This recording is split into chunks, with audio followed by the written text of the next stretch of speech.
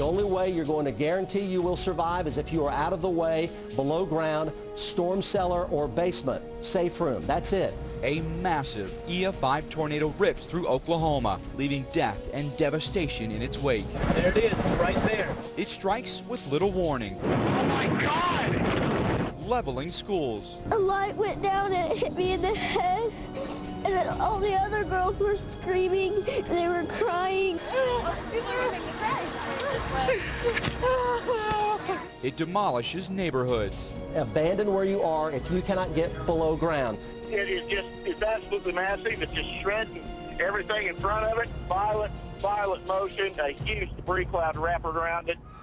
And it kills more than 20 people. We got one guy out right here. Found a lady that deceased already.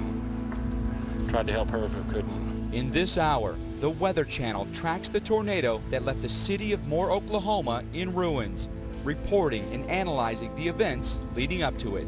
Drop it down! Folks, you are literally out of time. It's 50 minutes of terror. Just a violent tornado. When you see a tornado that big, it's either find cover or die. But the heartbreaking aftermath will last a lifetime. I just can't find my son. We've been everywhere, all the command posts and stuff. We still haven't found him. When weather turns this extreme, it tears communities apart and pulls them together. Unfortunately, this is not our first rodeo around here. Thinking about last night, couldn't hardly sleep, and that felt pretty good to help those people.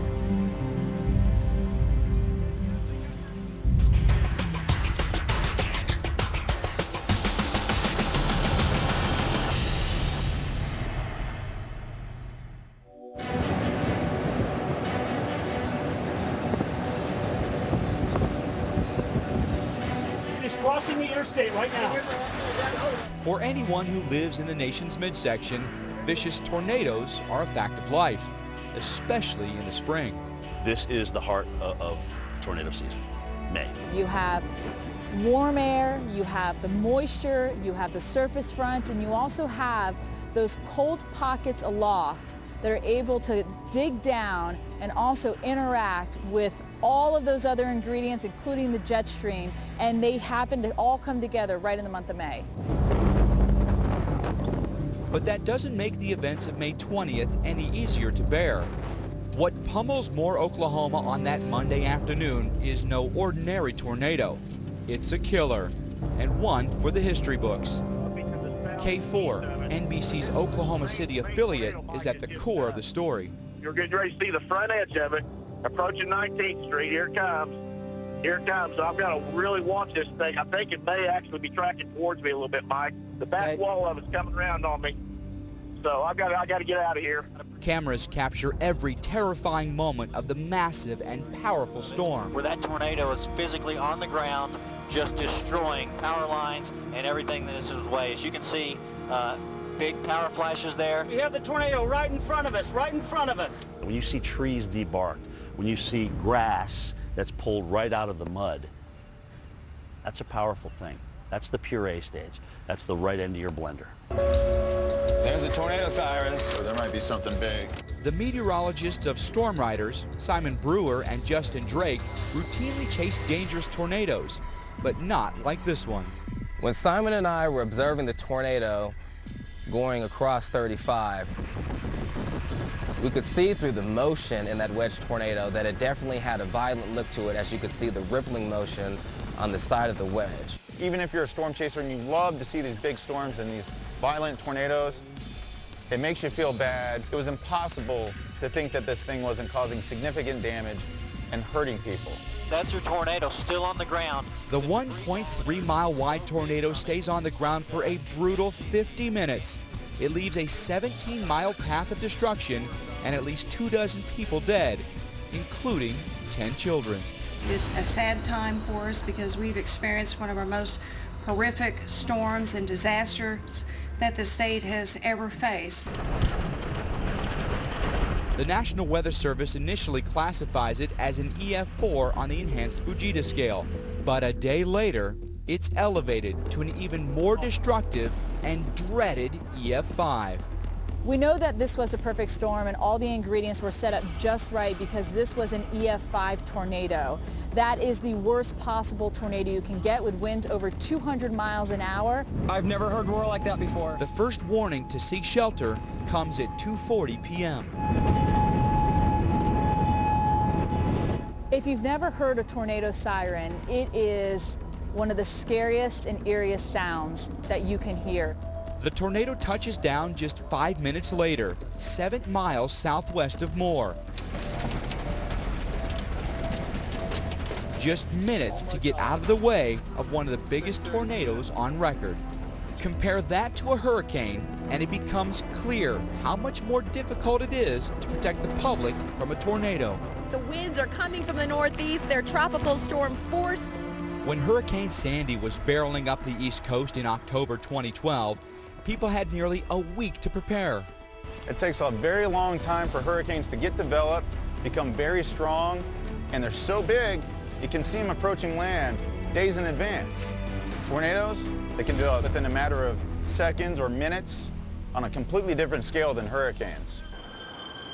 Suburban Moore, just 11 miles outside Oklahoma City, is located in the very heart of the state, which puts it right in the middle of the volatile region known as Tornado Alley. It's a location where there tends to be a dry line set up, moist air coming in just east of that from the Gulf of Mexico, drier air from the southwest. Just to the west of that, that collision of the air helps push up thunderstorms that then often produce tornadoes. So this area is like a little mini tornado alley, just due to the frequency of these tornadoes.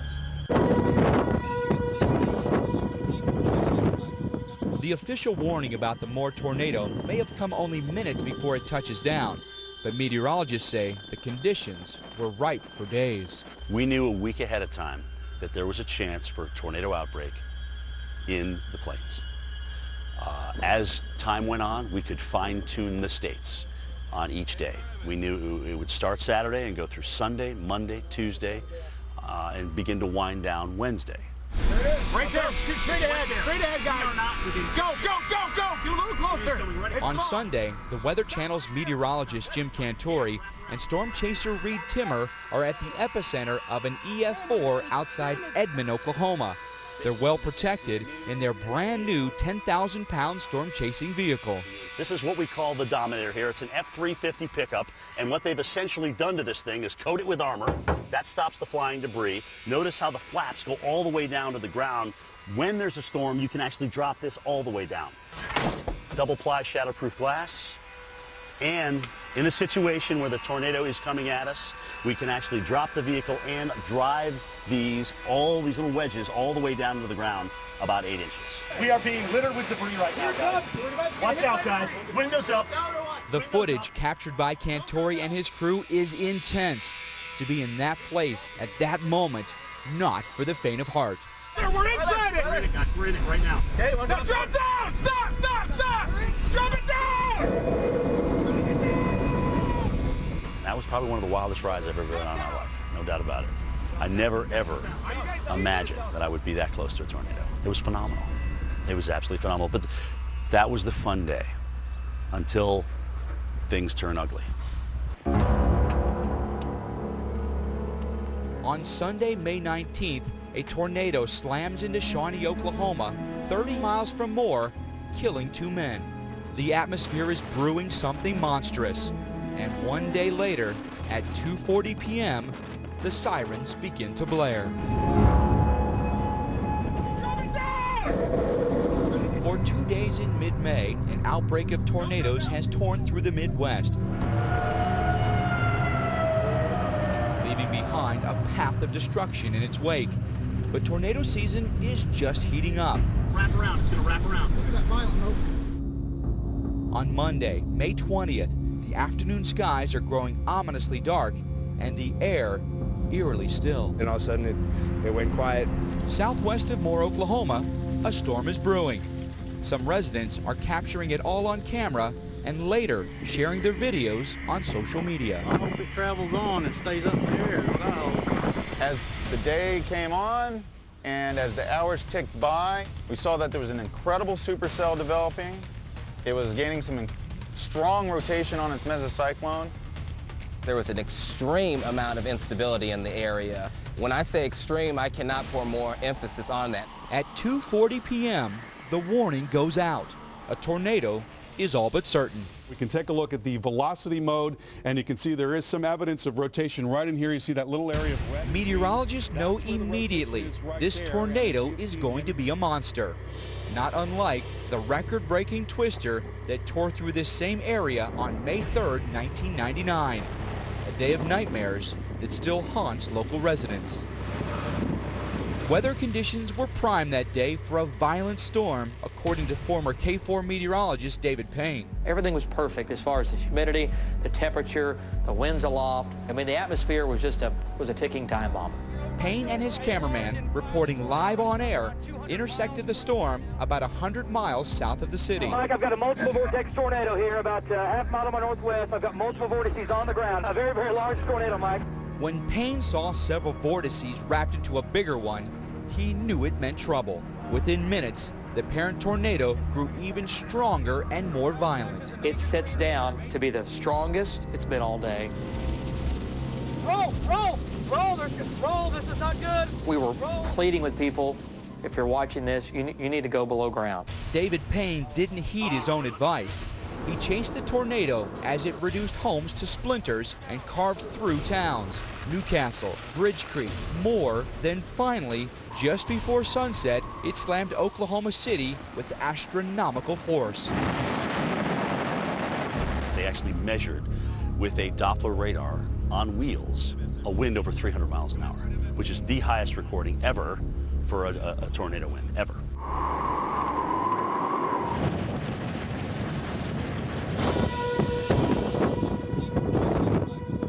Now, 14 years later, another storm is about to be on the same collision course with the city of Moore. Meteorologists tracking the storm second by second know that the situation is dire. We could definitely see that you had an intense updraft, and we also could see on radar that it started to have a nice skinny hook on it. After the storm began to develop rotation, that rotation really began to increase. That's the time that it became very evident that a destructive tornado was in progress. There it comes down, look, right there, it's coming down. Look at that.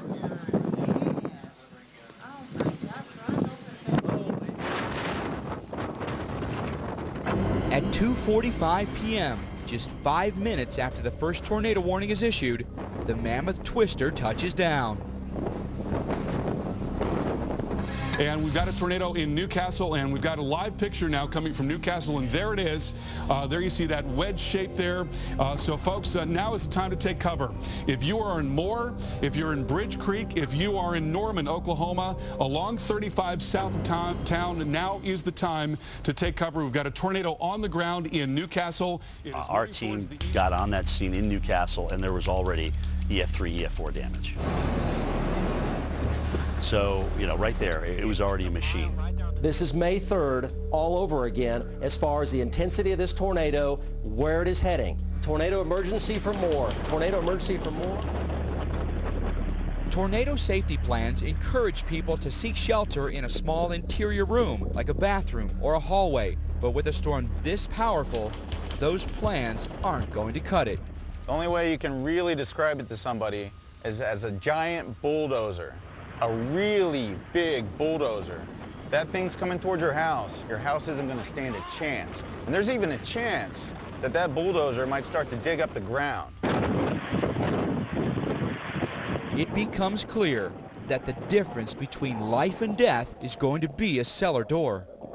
The only way you're going to guarantee you will survive is if you are out of the way, below ground, storm cellar, or basement. Safe room. That's it. Nothing else is going to do it. Do not ride this out in your home. But taking cover below ground isn't an option for most people. Less than 5% of homes here have some type of basement. Wet soil makes it difficult and expensive to build them. Whichever way people seek shelter, there's only minutes to do it. Tornado right in front of us, right in front of us. The average lead time for tornado warnings is only 13 minutes, according to the National Oceanic and Atmospheric Administration. Tornado warning until 4:30 northern. And that's an improvement from the 1980s when it was just 5 minutes. That lead time has grown consistently from pretty close to zero back around the 70s prior to the deployment of Doppler weather radars. And that generally has proven enough lead time for people to get the warnings and take shelter. About a half an hour after the first tornado warning is issued, the twister is barreling northeast. And we could see the tornado approaching us, doing a lot of damage. Really, there was nowhere else for this tornado to go besides going right through Moore, right through a very heavily populated area. The people in Moore, Oklahoma, brace for the worst. Folks, you are literally out of time. May 20th, 2013, 2:45 p.m. Tornado sirens scream across Oklahoma City and its surrounding areas. Conditions are prime for a catastrophe of epic proportions. It became very evident that a destructive tornado was in progress. So now, folks, is the time to start thinking about what you're going to do and be ready to jump into your shelter or into the lowest level of your home. You don't have any time left. You can't wait any longer. While residents try to escape the oncoming tornado, storm riders Simon Brewer and Justin Drake are racing to meet it head on. The instability in the area was off the charts, very high. Any tornado developing in that area with that amount of instability, it's going to be violent. It really was an area that was just a ticking time bomb. All signals point to a direct hit on Moore, Oklahoma, a place with special meaning to Justin. I happen to live in Moore, and I have housemates that live there, and I was worried sick about them because I knew that they were in the direct path of this tornado. 6 miles southwest of Moore, eyewitness Charles Cook captures the birth of the monster tornado. The clouds were building and they were swirling, and a lot of rotation and just ominous looking clouds. Suddenly, the sky unleashes a twister. At first, I thought it was a smaller tornado until it got close, and then I realized it was huge. It just kept ramping up. It sounded sort of like a helicopter. The tornado quickly grows into a violent beast. You could just see that it was going to be a huge, destructive tornado. It was just tearing up everything in its path. Live picture now coming from Newcastle, and there it is. There you see that wedge shape there.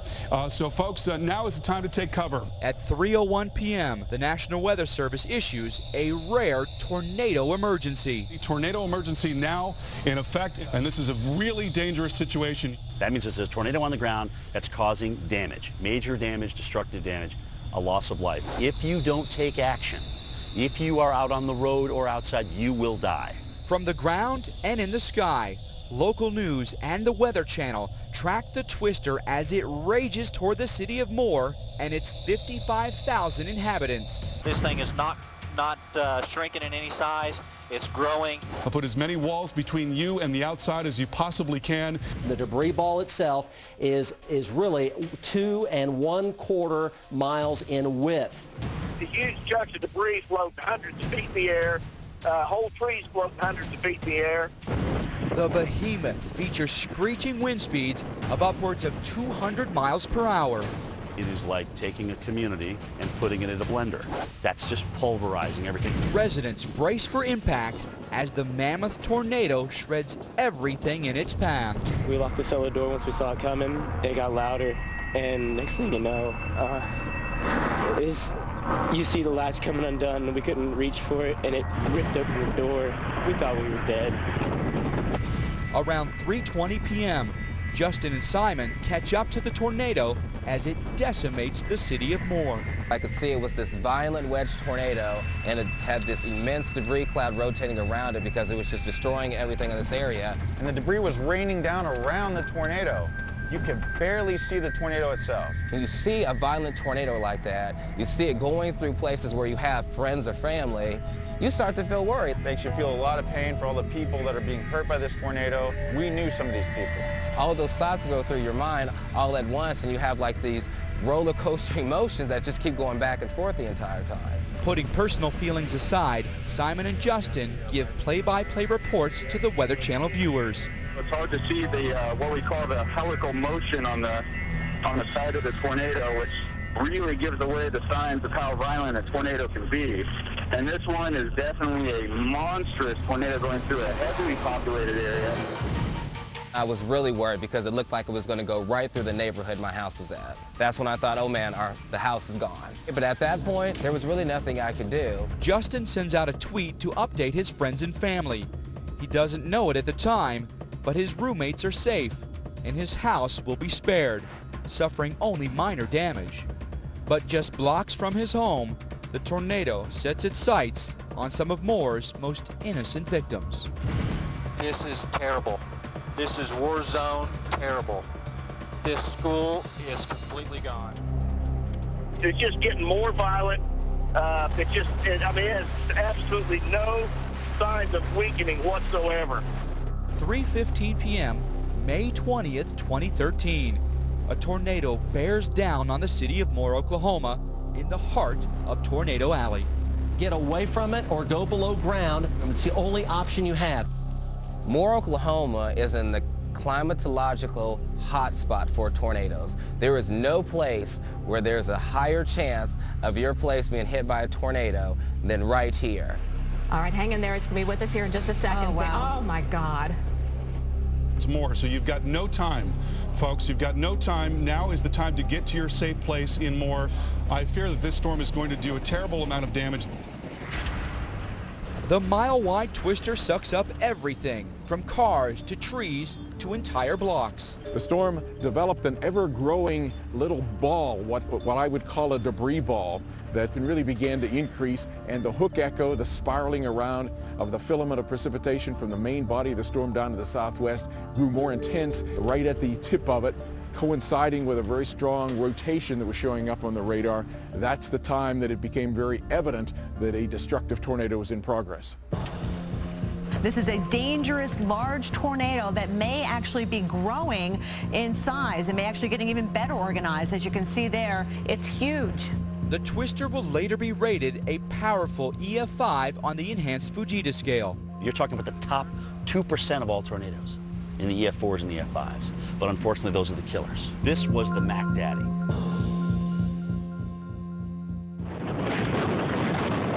At 3:11 p.m., children and their teachers huddle together in the Briarwood Elementary School as the twister rages dangerously close.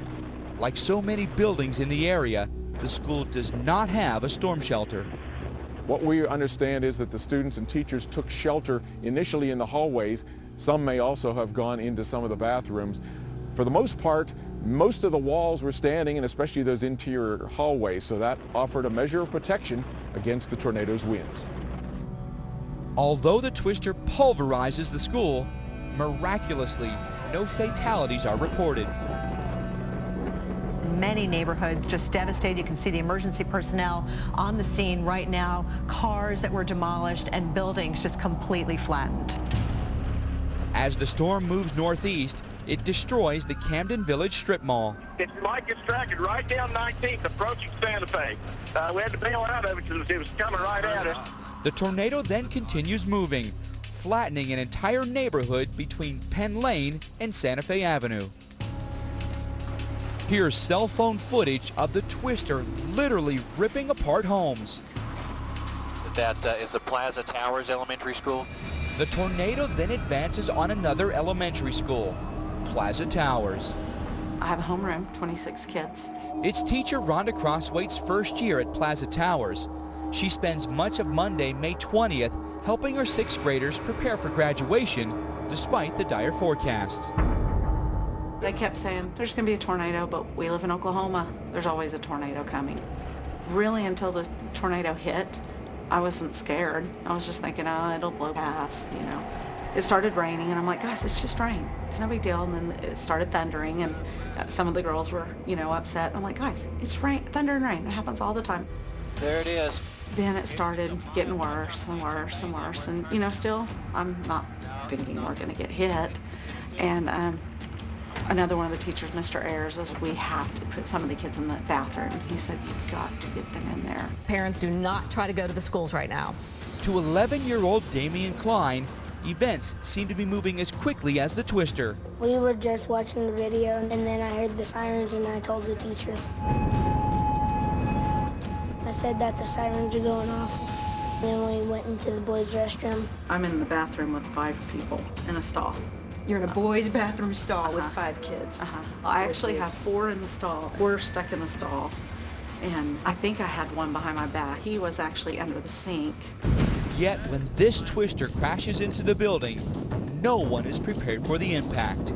The building starts kind of shaking. It sounded like a train, and then the ceiling was on all of us. She was telling us all to calm down and stop screaming. I just remember getting pelted with stuff. Nothing that really hurt. Rhonda instinctively shields the children with her body. I'm laying over them like this. I do remember the little boy in the room saying, "I love you, Miss Crosswhite. Please don't let me die with you." I said, "God, please don't take these kids today." Well, I was yelling to my kids, "We're gonna be fine." I don't know if they heard me. I'm loud.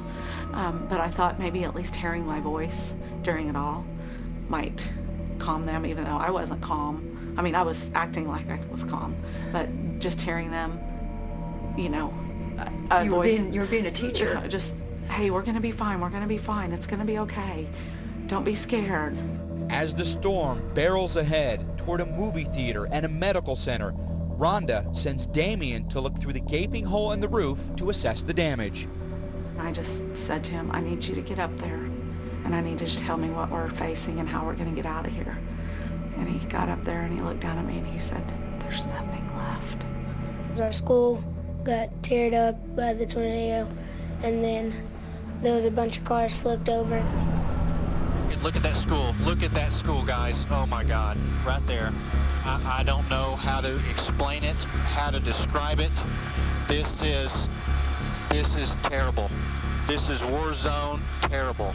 We had to pull a car out of the front hallway off a teacher, and I don't know what that lady's name is, but she had 3 little kids underneath her. Good job, Teach.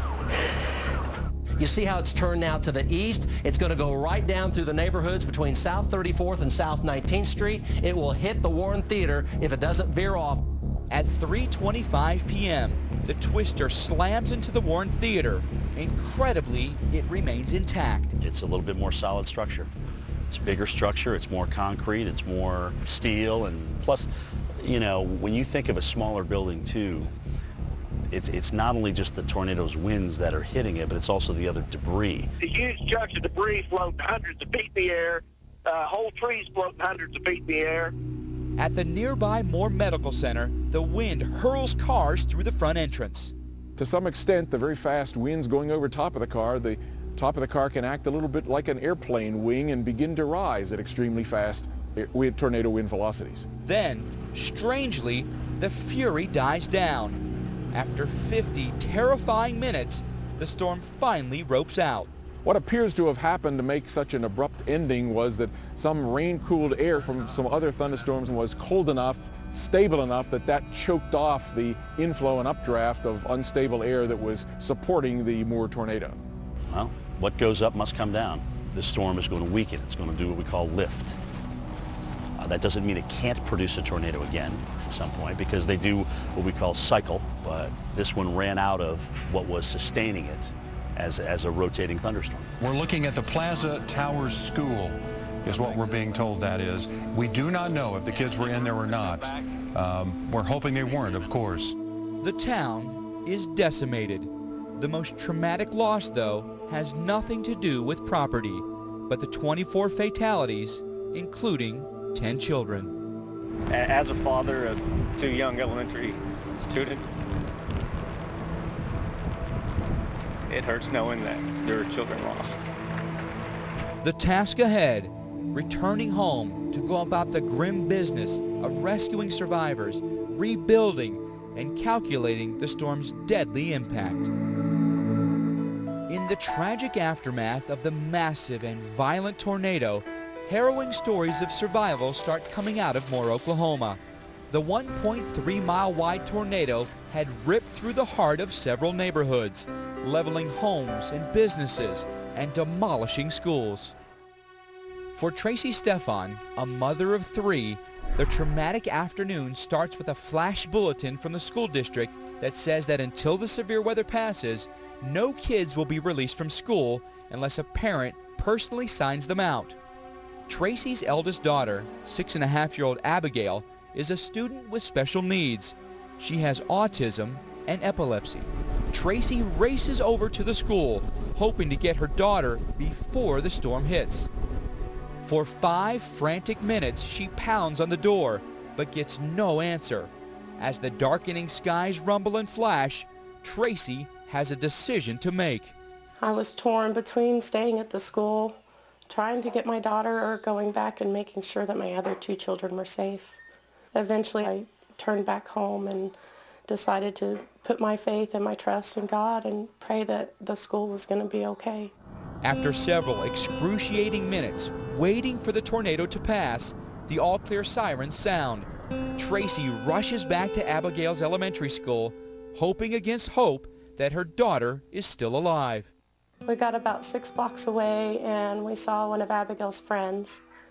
And the dad's like, don't go over there, Abigail's gone. But Tracy refuses to turn back. If Abigail has indeed died, Tracy is determined to cradle her body one last time. When you get close to the school, just realizing the school is gone, everything with the hallways where they stayed, everything was just gone. And seeing the small children just lying all over the parking lot. And then hearing the officer say that the whole 3rd grade classes were in the auditorium and there's no auditorium, and so many children unaccounted for. She asks a police officer about the fate of her daughter, but instead of confirming her worst fears, the officer has encouraging news. He said, what grade are you looking for? Because a lot of them are lost. They're still in the building. They're trying to get them out. And I said, kindergarten. I said, we just got kindergarten out. They're in the parking lot. And I found her. She's bleeding on her ankle. Her aid's laying down on her aid. And I grabbed her and I wrapped her in my arms. However, not every student is able to make it out of Plaza Towers Elementary School alive. At least 7 reportedly suffocated under piles of debris. First responder Tony McCarty coordinates the heartbreaking recovery operation. There is nothing good to say about holding a lifeless child in your hands. You hurt for the family. At least this child doesn't have her last moments on earth in this life alone. When the sound and fury of the monster tornado barrels through the town, 30-year-old Jana Ketchy is hunkered down in a safe room at her job. Her children, miles away at a daycare center. In that whole moment, you just feel completely helpless. You can't get to your kids. You're just helpless. Jana watches on TV as the storm heads straight for 3-year-old Grayson and little Braden, just 6 weeks old. It's like your life is ending because you don't know where your kids are. When the storm passes, Jana goes outside and can't believe the devastation surrounding her. Houses around it were demolished. And we came out, the building was damaged, power lines down everywhere. I couldn't do anything. I was basically trapped myself. Jana has no way to get to the daycare center. Her colleagues' cars tossed around like trash. No cell phone reception. Hours pass, a mother imagining the worst. A text from her father with the photo of the daycare center only deepens her fears. The center is all but destroyed, and still no word about her children. Her desperation grows, but then, finally, a way out. A co-worker's husband pulls up in a pickup truck. If it wasn't for this co-worker, I don't know what I would have done. Jana jumps into the back and speeds towards the heart of the storm's destruction. She rushes to Oklahoma University Medical Center. There, she finds little Braden. He survived the storm, but his brother has been injured. I just wrapped him in my arms, just held him. My dad. He's got a head injury, but he is gonna be fine. We're one of the lucky ones. Have you kissed him lately? Yeah. her boys safe, she begins to piece together how they survived. What'd they put on your head? The cots and padding? The daycare teachers had piled cots on top of the children for protection, and then their own bodies. Thank you for risking your life to protect us. This tragedy brings together members of the community whose paths may have never crossed, many acting heroically in the wake of the disaster. Brothers Matt and Dave Spalding spring into action seconds after the twister hits. I knew there was a hospital over there and some medical officers here, and then heard somebody from the next clinic over yelling, hey, if y'all are looking to help somebody, there's 18 people missing over here. So we went over there, and sure enough, we started having to pull people out. The first 11 came out maybe within 20 minutes, and just a crack in the roof, just amazing that they found a little pocket to get in that didn't totally collapse. And so we pulled those out. And then the last 3 took some other power tools from the firemen to get out. Dave acts on instinct, rescuing as many people as quickly as he can. Unfortunately, this is not our first rodeo around here. And so when the need is there, we step up, and not just us, but everybody around here. And there were definitely people in need, and a lot of folks stepped up. You know, there's a guy who's about 70 years old that we picked up out of there and just hugging him. And we said, man, are you okay? Where are you hurting at? And he said, all over. And, you know, thinking about last night, couldn't hardly sleep. And but that felt pretty good to help those people. I mean, all it takes just to look around, you see a lot of stuff. I mean, there's a lot of things to do, a lot of people hurting, and a lot of people dealing with the losses physically and their family and stuff. And so all you can really do is just everything you can. So many stories of hope at a time when things seem utterly unmanageable. The rebuilding of homes and lives is just beginning. The question now, could the loss of life have been prevented?